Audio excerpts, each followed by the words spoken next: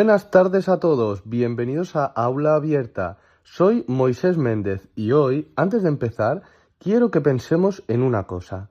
Cerrad los ojos un segundo.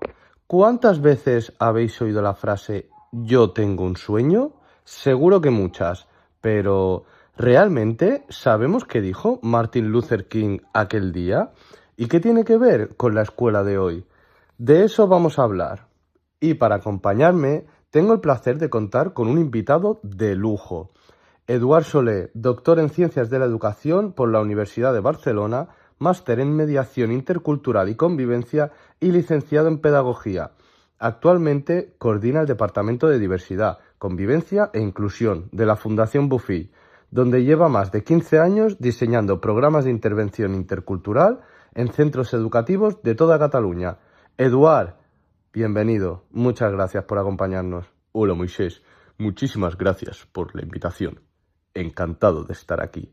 Y mira, justo ese punto que mencionas es que hablar de King hoy, en pleno 2026, no es nostalgia, es absoluta actualidad.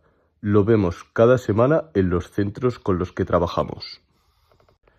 Pues vamos a situar al oyente. Para alguien que igual no lo ha escuchado nunca entero, ¿qué pasó aquel 28 de agosto de 1963? A ver, situémonos.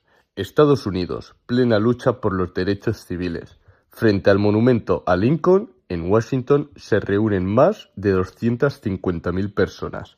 King se sube al estrado y suelta un discurso de unos 17 minutos que, literalmente, cambia la historia. La idea de fondo es muy simple, pero muy potente. Un siglo después de abolirse la esclavitud, las personas afroamericanas seguían viviendo segregadas, en pobreza, discriminadas. Y King lo denuncia. Pero, y esto es lo importante, no se queda en la queja. Lo que hace es proyectar un sueño. El famoso I have a dream, que repiten varias veces. Exacto. Sueña con que sus hijos no sean juzgados por el color de su piel, sino por el contenido de su carácter. Sueña con niños blancos y negros, dándose la mano. Y todo eso, ojo, lo plantea desde la no violencia. Es una idea que toma de Gandhi y es clave. O sea, no es un discurso de odio ni de venganza. No, ¿qué va? Es un discurso de esperanza. Y por eso ha aguantado también el paso del tiempo. Eduard, tú venías con un artículo bajo el brazo. Cuéntanos, ¿qué has traído? Sí, he traído un trabajo muy reciente, de 2024, publicado en la revista científica Israel. Lo firman Paco Casa, Trujillo Yaipen e Hinojosa Cruz, y se titula Interculturalidad en la educación. Enfoques, desafíos y oportunidades para una sociedad globalizada. Es una revisión de 32 estudios académicos sobre el tema. ¿Y qué dice ese artículo? ¿Qué enlace con King?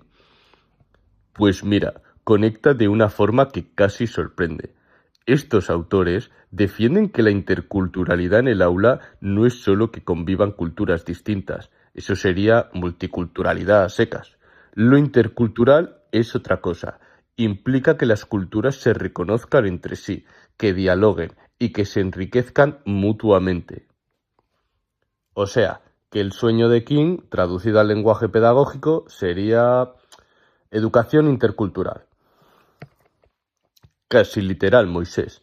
Y aquí entra una idea que aparece muy bien desarrollada en el manual de Andrea Cívico, Sociedad, Cultura y Valores, que es una referencia que recomiendo siempre a los maestros con los que trabajamos. Cívico distingue muy bien entre multiculturalidad, simple coexistencia, a veces hasta indiferente, e interculturalidad, que ya implica reconocimiento, implica igualdad de dignidad e implica diálogo activo. King soñaba justo con eso, no con la coexistencia silenciosa. ¿Y los autores del artículo qué obstáculos identifican? Porque claro, una cosa es soñarlo y otra... Claro, otra es llevarlo al aula, pero identifican varios. Está el etnocentrismo, esa tendencia a considerar la propia cultura como la buena, la normal. está la falta de formación específica del profesorado. Y luego, esto es importante, la persistencia de currículums que invisibilizan a las culturas minoritarias. Hablamos de inclusión, vale, pero a veces los libros de texto siguen contando una sola historia. Y eso es lo que conecta directamente con King, ¿verdad? Totalmente. King decía que era trágico que un siglo después de la abolición las personas negras siguieran sin ser libres de verdad, y los autores del artículo, 60 años después, vienen a decir algo muy parecido sobre la educación.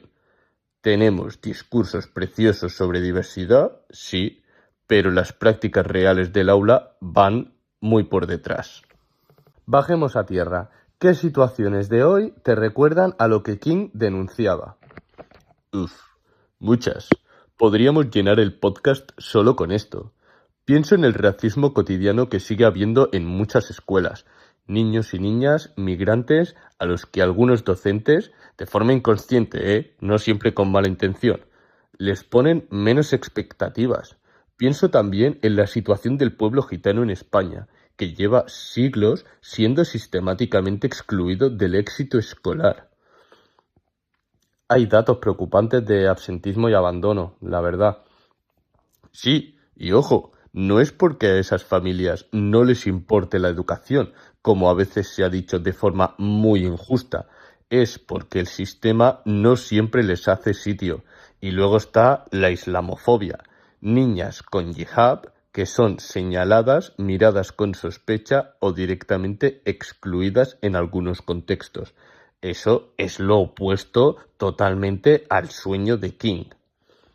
Y aquí los valores juegan un papel central, ¿no? Central totalmente. El manual de cívico que mencionaba antes lo dice muy claro. Los valores no son ideas abstractas, son lo que orienta nuestras decisiones cotidianas. Y la educación es de los pocos espacios donde esos valores se enseñan y se viven de forma sistemática. Si tuvieras que destacar 3 valores clave, ¿cuáles serían? 3, de acuerdo. Primero y sobre todo, dignidad humana. Es absoluta. No depende de tu color, ni de tu religión, ni de tu origen. Segundo, justicia.